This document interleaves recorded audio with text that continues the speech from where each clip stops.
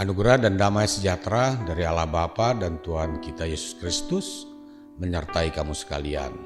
Amin. Saudara yang dikasihi Tuhan, manusia disebut dengan makhluk hidup karena dia bernafas, bergerak, bertumbuh.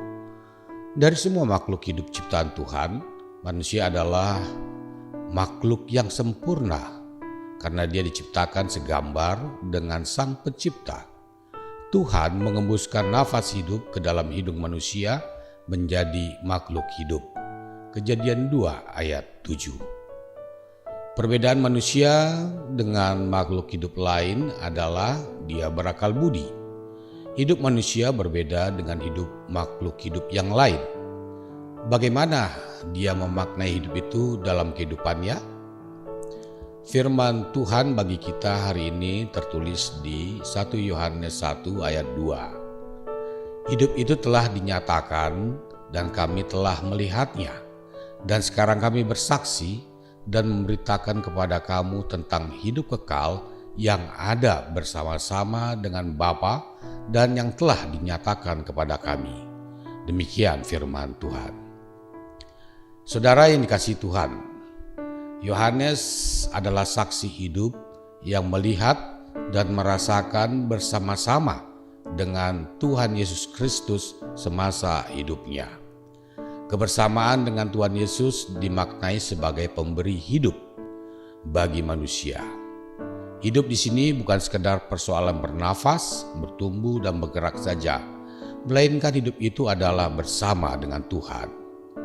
Yohanes ingin menyatakan bahwa hidup itu bukan hanya di dunia ini saja, tapi ada kehidupan yang kekal yang dijanjikan Allah kepada orang yang percaya kepadanya.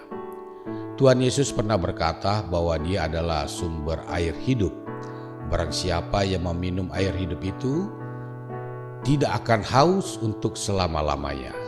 Sebaliknya, air yang akan kuberikan kepadanya akan menjadi mata air di dalam dirinya yang terus-menerus memancar hidup yang kekal.